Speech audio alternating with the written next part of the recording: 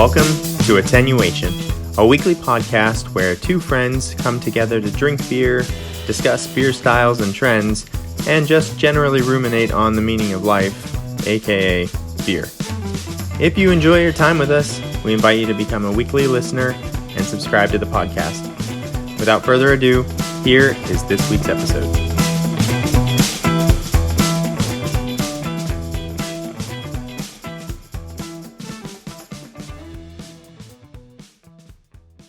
Hello, and welcome to episode 90 of Attenuation, a beer podcast. My name is Jason, and I'm joined by my best friend since 8th grade, Steven. Hello. How's it going today, sir? It's going very well. This is not our usual time, so you might hear some sounds coming from my end. Like cars driving by? Like, there's always loud cars driving by, kids are playing in the street. Usually we record at night, so it's a little bit quieter. I love how right as you said that, I couldn't even hear you. There's all these guys that have like pretty cool cars. One of them has a Supra, and They all park next to me. And for whatever reason, I didn't think you had to do this with turbocharged cars anymore, but I think you're supposed to like let them run after you stop driving for like a minute. Okay. So I swear they're always idling all their cars all night long, all day long. So yeah. So you might hear some idling V8s soon. Anyways, we're already off topic. What are we talking about today, Steven? Well, it's episode 90. Did you say that? Oh, I think you did. Yeah. Yeah, that's exciting. I know, almost to 100. Nice round number. And we are going to talk about. Well, we've talked about before how. Well, we talked about like rating some of the rating sites, and Untapped is pretty funny because I think it's Beer Advocate is sort of for the beer nerds. Untapped is like where everybody goes, and and so there's some pretty funny reviews that come out of Untapped. So thought we would look over some of those and just sort of laugh at these people. That sounds fun. Yeah. I think we're also gonna cover. It's a good beer snobby thing to do. Yeah. There's some drama in the beer space between a few breweries. We're going to talk about that too. Yeah, it's social media day today.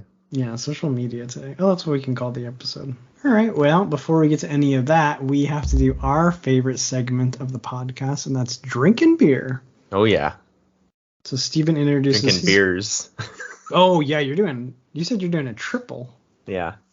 Oh, this is going to be crazy. I'm just doing one. It's the middle of the day for me. So...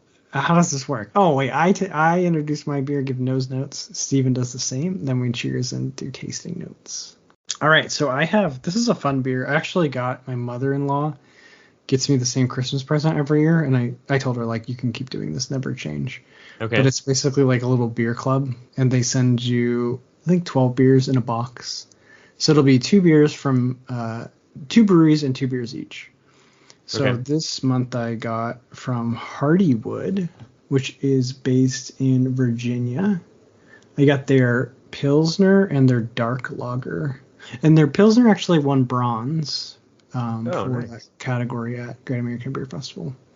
But today I'm going to try their Dark Lager. So this is a European Dark Lager, 5% ABV. And they put I know this is not going to show up on the... audio, but they have these little like stout bottles.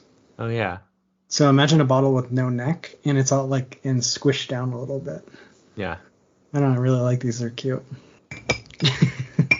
You ever remember those memes of that guy from? I think he's from that 90 Day Fiancé show.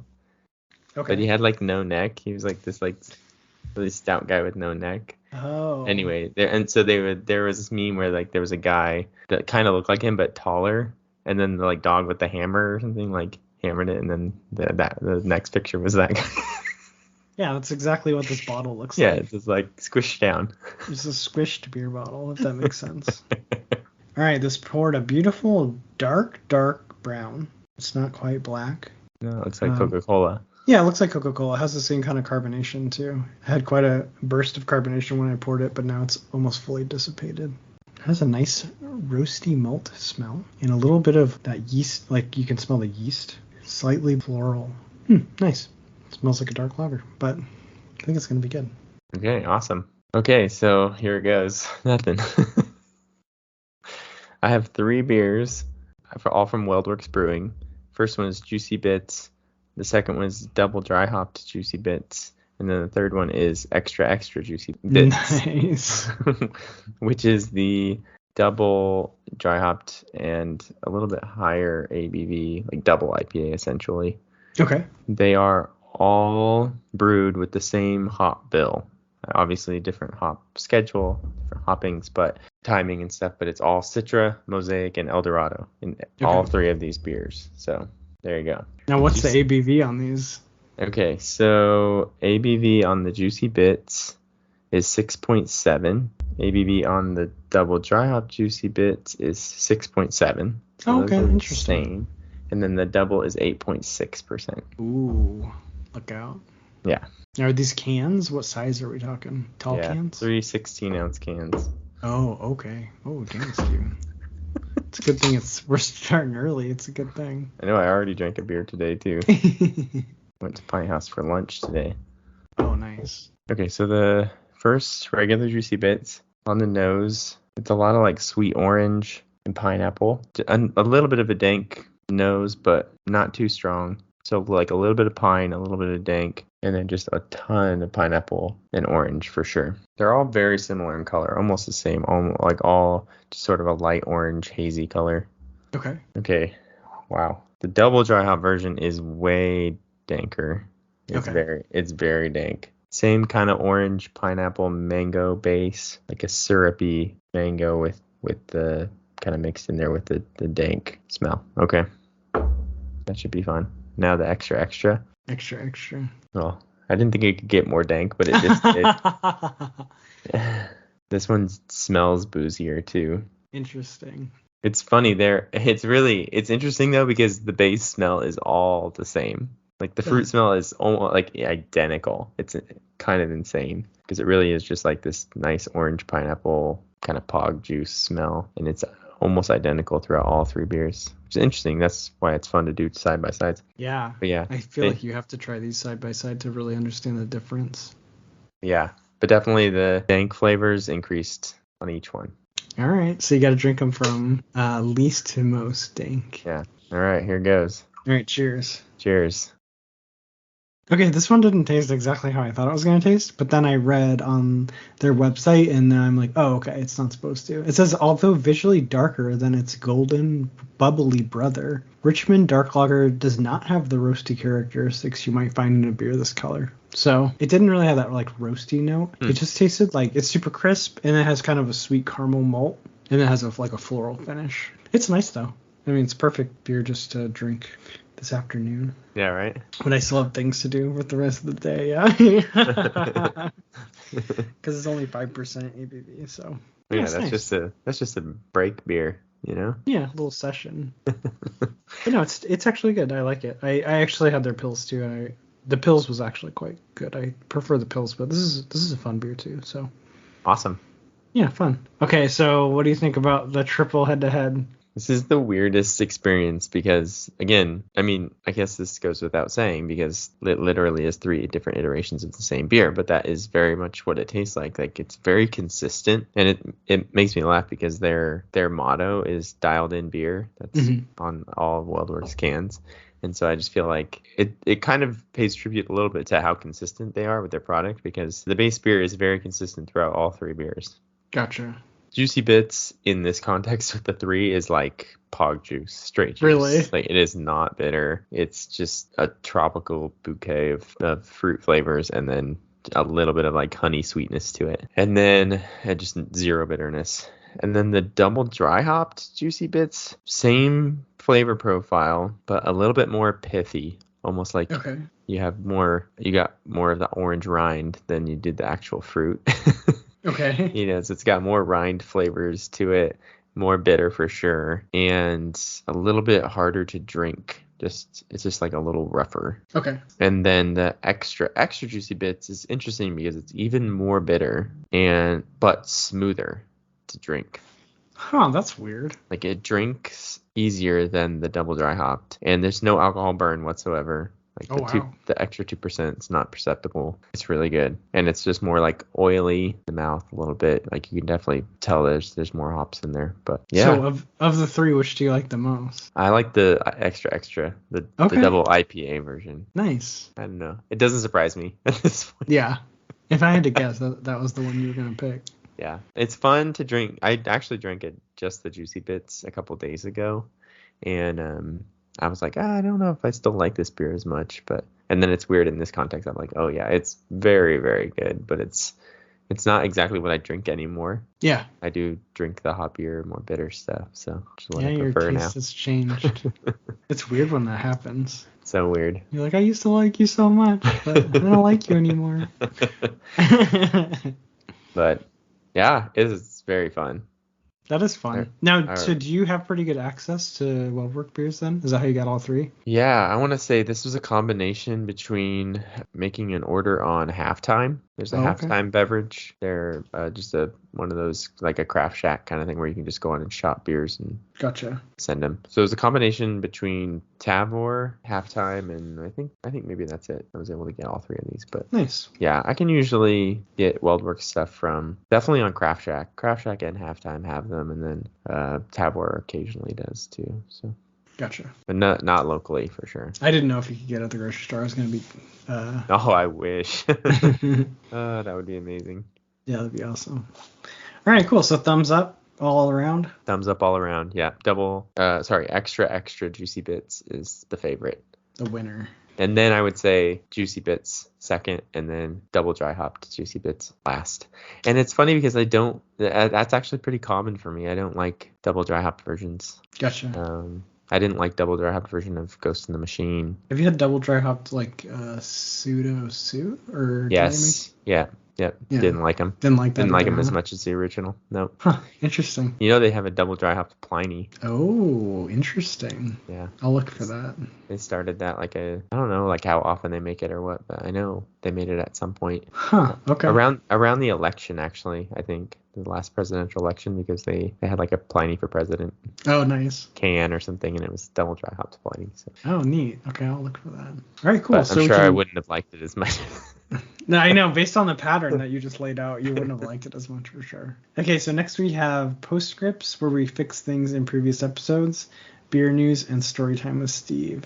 So I have a postscript. It's kind of an obvious one. It's just a Google away, but I always use jealous and envious wrong. So I looked it up to make sure we got it right. So being envious is what I was of you, Stephen. Because if you have a beer that I want, I'm envious of your possession that I don't have.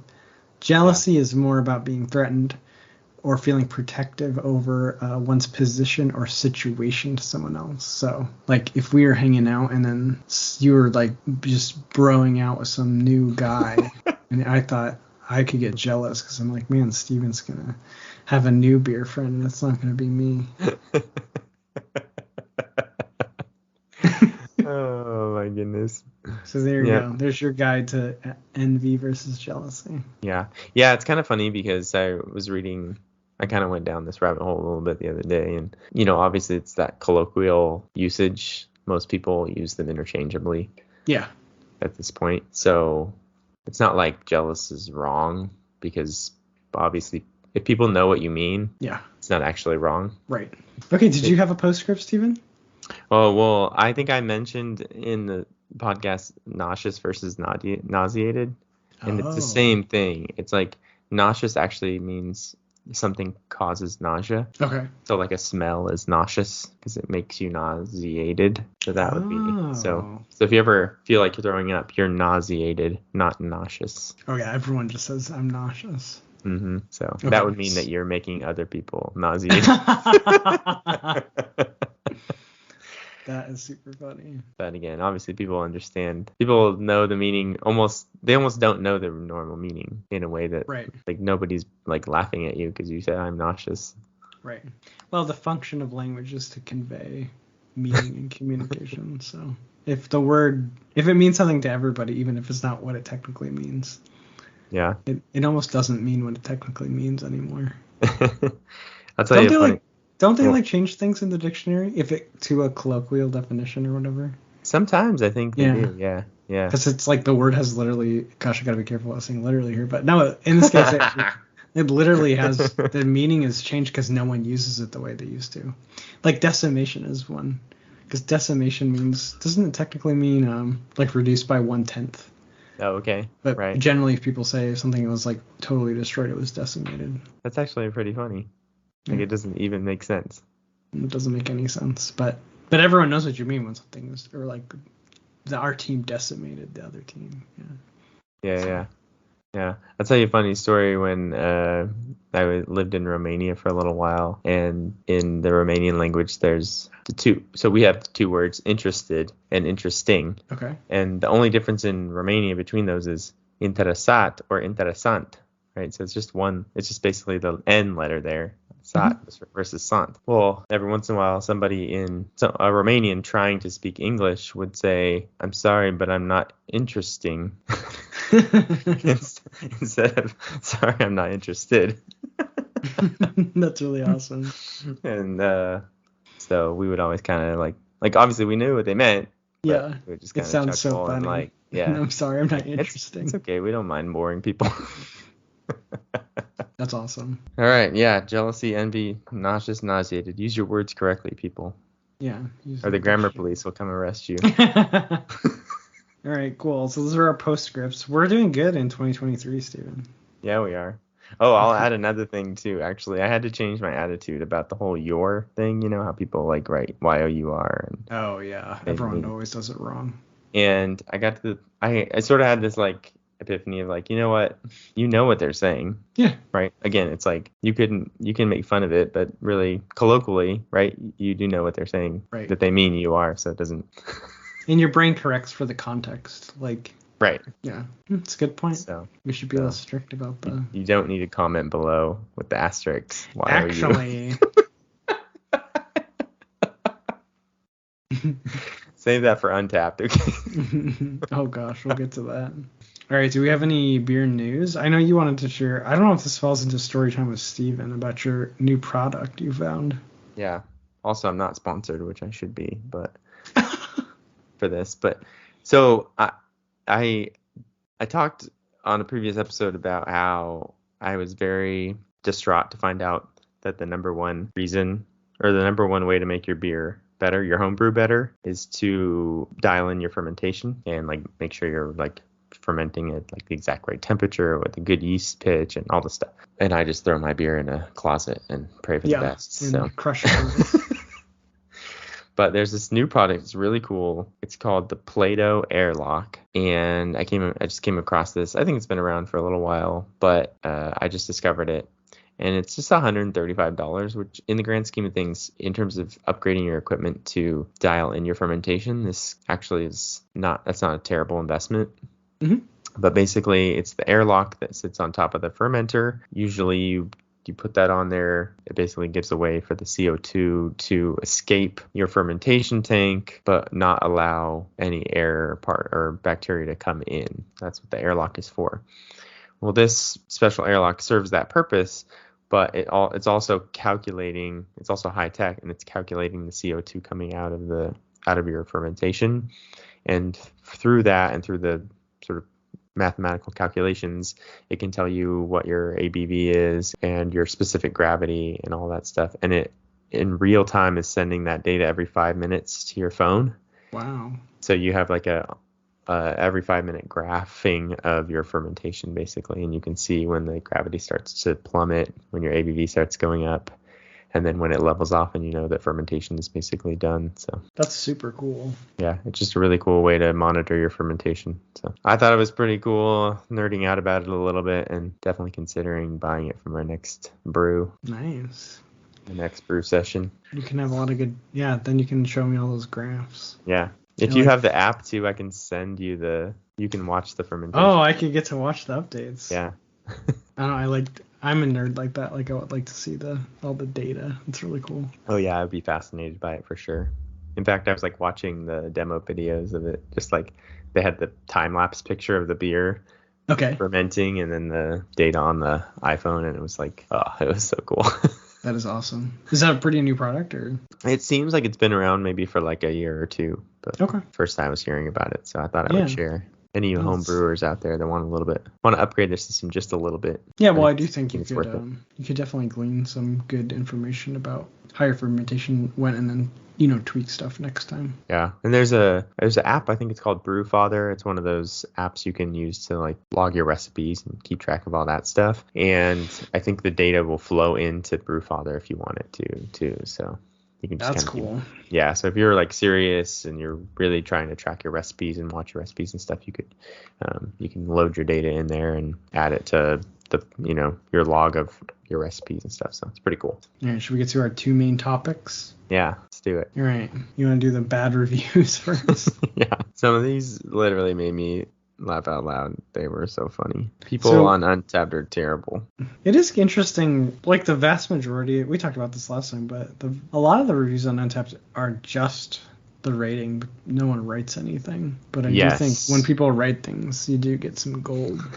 Okay, so this is my favorite. This is my favorite.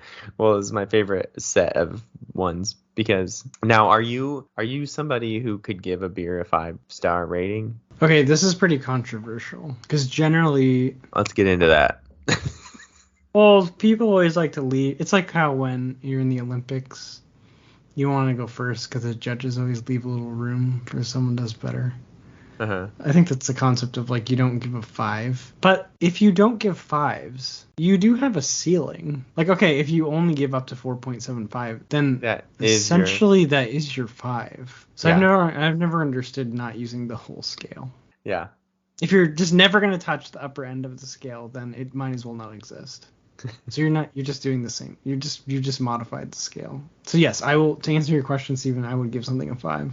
Okay, me too. Rarely. It'd have to be like one of my favorite beers of all time. Yes, exactly. Yeah. So rare, but possible. Possible. Okay. So all these ones are like, this is for the double dry hopped Ghost in the Machine. And the review is top 3 beer of 2022. Nothing else like it. Just perfect. 4.6. Perfect. Nothing else like it. Nothing else like it. Yeah. The best, which is kind of a theme of Untappd, but this is a perfect classic Pilsner. 3 stars. Oh, wow. That is the plight of the Pilsner. It is so hard to get into the 4s even with Pilsners. It's just not a style that people rate in the 4s. So, but even when they're the perfect iterations, they get a 3, which is like I always convert it in my brain to like A, B, C, D. Like you just double it and then think of the letter grade. That's a D. It's 60%. Yeah. That's a D. Yeah. Then there's another one. All they wrote was perfect and then gave it 4 stars. This one was a little better. It was perfect lager, 4.25. Okay. So that's better. And so then there's a great discussion in the comments because it's like somebody asked what would get a 5. Yeah, and good question. He said, I won't give any 5 ratings as I'm under the belief that no beer can be perfect. 4.3 to 4.5 is my upper threshold. This beer is beautiful. 4.5 is the upper threshold. So then that is the perfect beer, right? Yeah, I guess. If nothing can achieve higher than a 4. Would they say 4.5 is their highest? Yeah, that's their threshold. 4.3 to 4.5. Dang. It also the problem is that also actually like messes up the scale because that's just what I was about to say. All have to be on the same scale. Yeah, everyone's using it differently. It's skewing the scores lower. So if 5 is actually possible, which of course it is, and people rate 5, like not everyone's gonna rate the beer 5. But all those 5s are going to bring the score up dramatically over time. So you're going to end up with a score that, in the 4.5s or whatever that translates to this is a very, very good beer. Yes. But it's just funny that some people have the mindset that 4.5 is the highest. So they're giving that when they really should be giving a 5, then it is the best beer they've tasted or whatever, or that's what they're saying. And yeah, it just skews everything lower. So okay, I'm looking, Steven, at my Untappd. I've given 2 beers a 5. Oh, okay. This is interesting. This is a nice turn of events here. Okay, what did you give 5s? Do you want to guess what they are? Fundamental Observation Yes. and Rusty Nail. Pliny the Younger. Oh, okay. I gave Rusty Nail a 4.75. Ooh, So that makes sense now, though. it does, because we tested it in real time, and I like Fundamental better. But yeah, I'm comfortable giving those two beers 5s, because I do think they're basically perfect. So I will go all the way up to this, all the way to the 5, and I think you should too. Okay, now I have to look and see what Oh yeah, look at fives yours. are. How many ratings do you have in? Because do you use Untapped that often? I don't use Untapped. I rate everything in Tab War. Oh, okay. Just the beers I've had from Tab War, so That makes sense. it's kind of hard. I really should. I'm not used to being on Untapped. I really don't do it. I do want to do it more. I just forget. Yeah, I don't really use it to its full potential. It's kind of like a little social media platform, but I kind of just use it as like a record of ratings. Yeah. I gave 5 to Deep Terra, which is a triple IPA from the Drownlands Brewing. Oh, cool. It was amazing. I gave a 5 to the 25th anniversary ale from Firestone Walker. Nice. Because it was. Wait, did you get one of those? I do. I have the 26th? Yeah, I have the 26th. It's in the fridge right now. That's exciting. I gave a 5 to the Hop Smack double IPA from Toppling Goliath. Oh. I probably give a lot more 5s than most people. You're okay with the 5. Yeah. If I just like love a beer, like absolutely love a beer, it's probably going to a 5. That makes sense. Ghost in the Machine got 5. And then of course like there's ones like there's just a few like a certain thing I don't like about it and it will drop it down a little bit, but I'm sure my rating scale's off, but well, it might change over time too. Well, yeah, that's for sure. And I try to, well, that's the problem too, is like the thing with the Pilsner is that like people don't, it's not generally it's not a complex style or a super flavorful style, and it's not, well, in the world of craft beer, like they kind of look down on a little bit. Yeah, so. That makes sense. I don't know. It's the same problem with like movies, because like a horror movie is never going to get, well, generally speaking, they get scored lower. But I always thought movies and maybe beers too, every beer in every movie should get 2 scores. It's like one is the overall score and one is the genre score. Yeah, agreed. Because you could be like a 3 overall, but a 5 in your genre. Yep. So maybe that's kind of like what one of those people was trying to say, I think. It's like, oh, Perfect Pilsner 3. It's pretty rude to the genre of Pilsner. Yeah. Okay, you had, I think, a funny one about like being hard or something. Oh, this one was political. It said, let me find it. It actually killed me because it was Bourbon County brand stout, which I love. It said, really good and strong. So many amazing flavors. Not for weak liberals, but for people that are hard. And hard is capitalized. Oh. That's a funny one. There's another funny one. It's like, pretty disgusting, watery, gross, no flavor. Stay away unless you are a poor or a liberal that likes bad things. Wow. Oh my gosh. It's good, but I expected better. Some light flavors, I prefer the strong, hard stuff because I'm hard. Maybe it's the same guy. Thought it would be better. Don't really like it. Also, it has a stupid guy with a hat on the bottle. Didn't you read one about, like, the beer's great, but I don't like puns? Oh, yeah. They gave it 2.5 because they didn't like the pun in the name. Incredible. That's so messed up. Here's a good one. Bud Light. My wife just left me because I pawned my wedding ring for the new Call of Duty. Came to my local Applebee's to numb the pain, and Bud Light does the job. Somehow I think that story 5.0? Not real, but yeah. Now I give it a 1.5. I love this one. Okay, this is a pumpkin beer. It says, okay, IPA has a strange fruity flavor, unfortunately, and it's a bit thin. This is about a pumpkin beer. Okay. It's an okay IPA. A rare miss from Wolf's Ridge. For sure drinkable, though. 3.6. Wow. So that pumpkin beer is an okay IPA. These are classics. There's one that just says, very, very ale. Not very fruity, but ale. 2.5. Not fruity, very ale. Ale. Okay, that's my favorite one so far. Here's one. Coffee Shop Series Amber Ale. In all caps. Why do people like coffee? Question mark, question mark, question mark, question mark, question mark. What's the rating? Oh, there was no rating. Anyways, we saw a bunch of these on. We should credit an Instagram account that documents these as Pilsnerish. Pilsnerish, yeah. I believe they used to be WTF Untapped, and then they changed. But I really like this one. This is actually on that same theme. This is a 4.5 overall, but a 5 Pilsner. Oh. And then they gave it a 4.5. Hey, at least they're doing the double rating. They were so close, yeah. Okay, this is great. Wow, this is delicious. 10 out of 10. We'll drink again.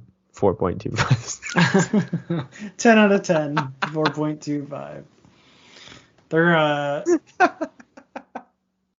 Their meaning of 10 out of 10 is very loose. That's one of those where you're like, say that again, but slowly. Yeah, slower. Oh my gosh, I love that. I think that's my favorite of all. It's all the like perfects. But they will not give them a 5. 4.5. Yeah. Well, people use them different, I guess. All right. Do we want to talk about this drama? Yeah, let's talk about it. This is also funny. This is the episode when breweries quarrel. I know, I haven't seen it. It's like a lover's quarrel. So we're talking about Cycle Brewing and Funky Buddha Brewing. And I think this is the tweet that kicked it off. Cycle Brewing took a picture of 3 Funky Buddha beers. And this is the beer, it's like the local shelf. So this should be an area. Most grocery stores have these now. It's like, this is from a local business. And it says, when you sold to AB InBev in 2017, you aren't local anymore. Tired of imposters. We are not the same. So Cycle Brewing basically putting Funky Buddha Brewing on blast that their beer was being sold locally, but they owned by Constellation. Oh, I'm messing it up, the story already, because they said they're bought by AB InBev, but they're not. But they're basically saying since you're owned by a giant corporation, you can't sell your beer on the local shelf anymore. Yeah, which is actually sort of funny because I mean, the grocery store stocked the shelf. So, right. Like they probably have more of an issue, or they should have more an issue with the grocery store, not the... Yeah, they should be tweeting at the grocery store. Yeah, I mean, I don't think... I don't really know what the agreement is. Maybe they do have an agreement with the grocery store. But anyway, yeah, so it's funny because we've talked multiple times on this podcast about the whole, conglomerate getting bought up kind of thing. And what's interesting is that I still think it's a very sore subject in the actual brewing world. That makes sense. Right? Like I think for beer drinkers, it's not as big of a deal anymore. We don't care, but I think it's still a big deal there. Yeah, that makes sense. So I can see how Cycle would be upset because, they're doing the local thing and they're getting shelf space stolen from them by the company that's owned by Constellation. But yeah. Yeah. So they were angry and then emotional, and of course they put it on social media. Yeah, that's what you do, right? They didn't do the rule where you didn't do the cooling off thing. No. I've done that before where I I've done a post and then I didn't push. Yeah, you don't send it for 24 hours. Yeah, and then you're like, well, that's dumb, and you just delete it. Yeah, it's a good rule to have for yourself. So they did not follow my cooling off period rule, and they posted it. And of course, Funky Buddha had to respond. Mm-hmm. They said, "Did you tweet this on your locally sourced iPhone?" Dang. They went right. They did not hold back. They went for the jugular. They basically said all the same people working for the Funky family as before and making the same great beer. Now we just get discounts on Modelo. Oh, Modelo, sorry. Having a soul is overrated anyways. You make really good beer, Cycle. Just stick to that. That is my favorite. It's all the same. We just get discounts on Modelo. It's pretty funny. Worth it. So that was the opening salvo, but it didn't really stop there. Yeah. Well, and then they went on to correct them to say, no, it wasn't. We didn't sell the AB InBev. We sold the Constellation. If you're going to talk smack, at least get your facts right. So then they went down that road. Yeah, so then they did that.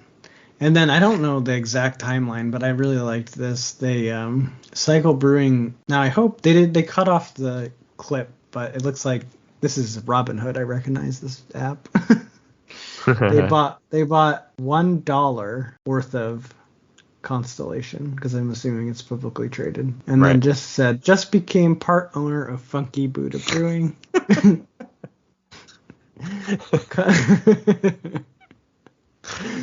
Which, not wrong. Come Right. by our headquarters in Victor, New York. I look forward to working with the other local owners on what is a local business. Yeah, they went all in. I love the meme they posted. It was, hello, I'd like to report a murder. Oh, well, yeah, then there was a bunch of memes. There was, let's see, I think my favorite one, there was one with, where is it? Thanos, is that the one? Yeah, it's Thanos and Scarlet Witch. And the original is, Scarlet Witch saying, "You took everything from me," and Thanos saying, "I don't even know who you are." But they redid it to Cycle Brewing saying, "You took local beer shelf space from me." And then Constellation and Funky Buddha as Thanos said, "I don't even know who you are." Which, now that I think about it, is savage. That is just a remix of the Mad Men scene. And have you ever watched Mad Men, Steven? No, never seen Mad Men. There's a great scene in Mad Men where Don Draper's in the elevator with one of the younger copywriters, and he's kind of going off on him, saying, "I feel bad for people like you," and all this stuff. And he said, "I don't think about you at all." That's the original Scarlet Witch. Yeah, but I'm sure that's based off something else. So everything's a copy, right? Yeah. Everything's a remix of something else. So that was a pretty good meme. I liked that one. We saw that one on Hayes Boys. Yeah. But apparently that's from the Grog blog. They made that meme. It's quite good. And so then, of course, like, Funky Buddha ran with it, and they were like, "Welcome to the team, Cycle." Oh, yeah, because they bought the stock. Yeah. Yeah. And then they kind of kept going back and forth, and it got sort of into the weeds a little bit on profits and where the profits were going, and they were just arguing back and forth until finally I think it died off. Actually, there was a moment where some random commenter posted a picture of a beer in a Funky Buddha glass, and they said, "I was just served a Cycle coffee porter in a Funky Buddha glass. What are the odds?" And Funky Buddha responded, "Odds are pretty high, actually, because our corporate overlords purchased every local glassmaker, and they insist bars only use Funky Buddha branded glassware made with child labor." Wow.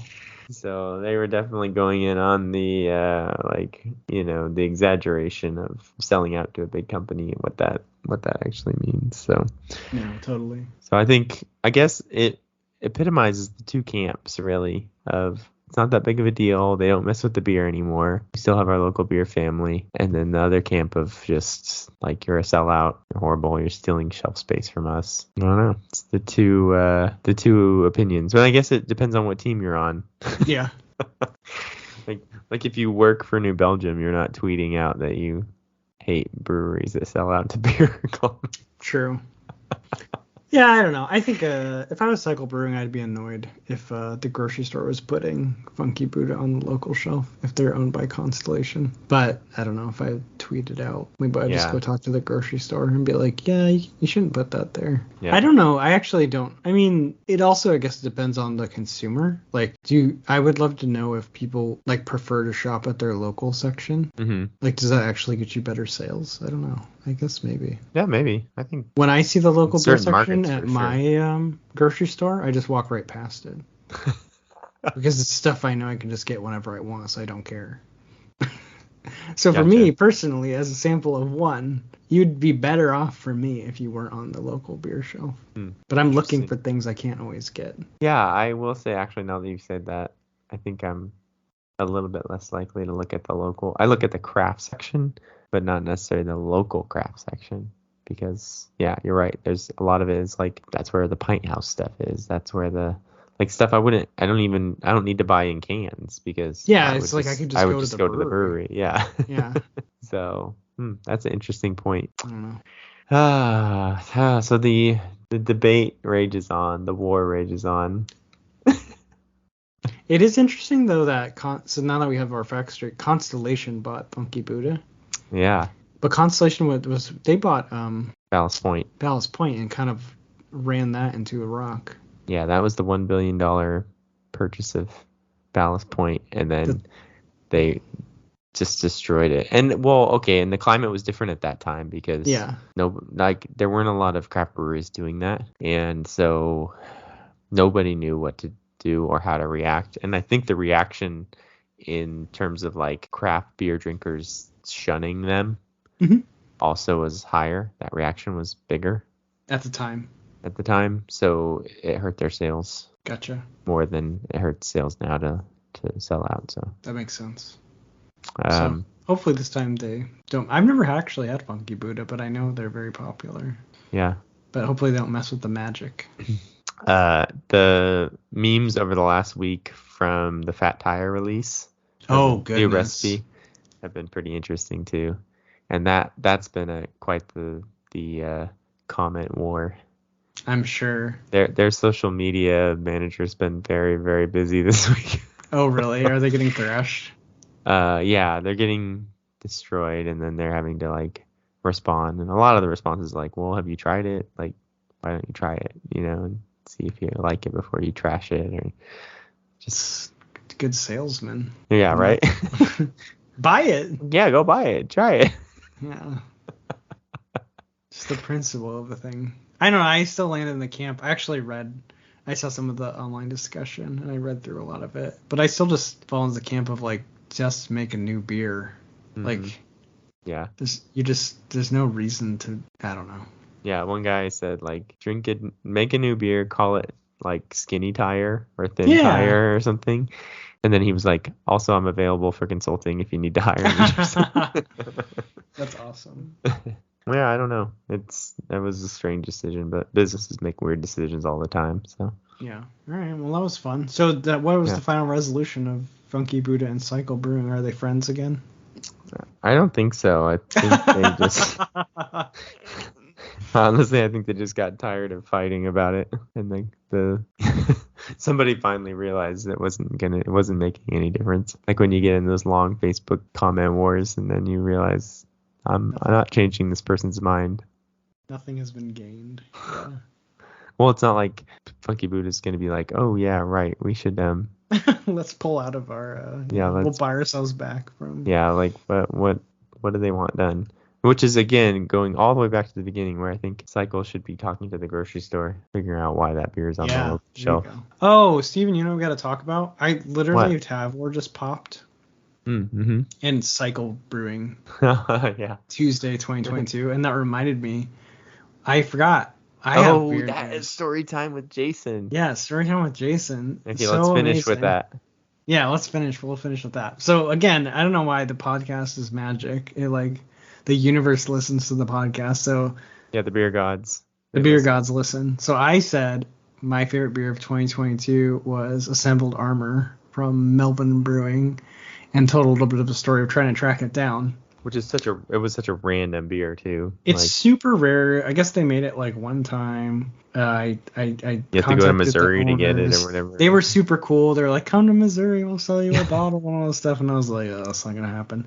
So anyways, the very next day it popped on Tavor. And I was like, what is happening?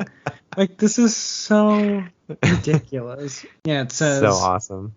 They only produced 100 cases, and how many did you buy? I bought 2. I didn't want to go too crazy, but yeah. So I got my Assembled Armor. So the universe was listening, and because I said I really wanted to track this beer back down for 2023, and we're only 3 weeks in, and I have some on the way. I cannot believe that.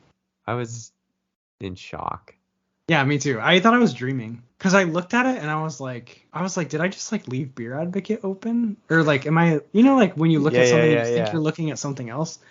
And I was like, no, this is the Tavor app. I'm like, why is this in the Tavor app? And I was like, oh, they're selling it. Oh, they have it. So I immediately bought 2. So awesome. Yeah, so I'm super excited. So that crate will ship February. So. Oh, man. I'll put one on the podcast for sure. For sure. Watch, I'm not going to like it. Like, oh, this isn't as good as I thought. But we'll I doubt it. I doubt it. No, I'm super excited. So that was so fun. So that was another example of a podcast magic, Steven. Yeah. It's been a while since we've had a good podcast magic story, but that's about as good That's as a it good gets. one. Yeah. Just for how rare Well, this it was beer just is. it was just funny because you were talking about it and like I don't think I'm ever gonna get it again. Obviously Yeah. not going to Missouri anytime soon. And then it just pops up the next Next day. day. That And was it's like one of those that was things me too, finding like- Brooklyn on the next day after Yes, finding Black Ops like the day after we 100%. did it. It's so Yeah. similar. Yeah. And it's crazy too because I don't always look, like the Tavor notifications come, but sometimes I'm like busy at work or I just like, I'm not going to look. I don't want to look at it right now. For whatever reason, I just opened it and there it was. Now you're making me trip out like we're just robots in a simulation. Maybe, Steven, maybe. Maybe. All right. Well, is that a pretty good episode 90?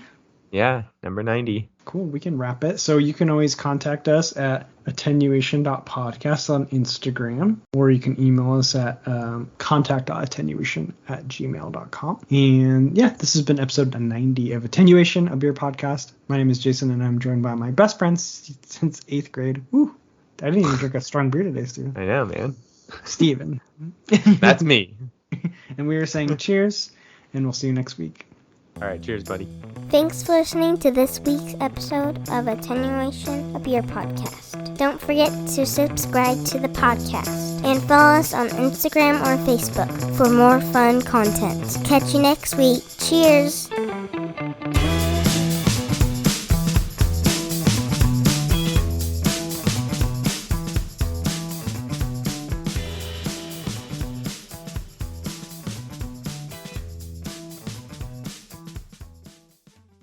Hold on, try the 3. Juicy bits. Oh, nice. Gonna have Jill try them. Double Hi, dry Jason. hot juicy bits Hi, Jill. and extra juicy bits. Are they mixed up? No, they are what they are. Starting here. I've had this the other night. Sorry, Jill's a big juicy bits fan. So I want to know what her favorite Yes. is.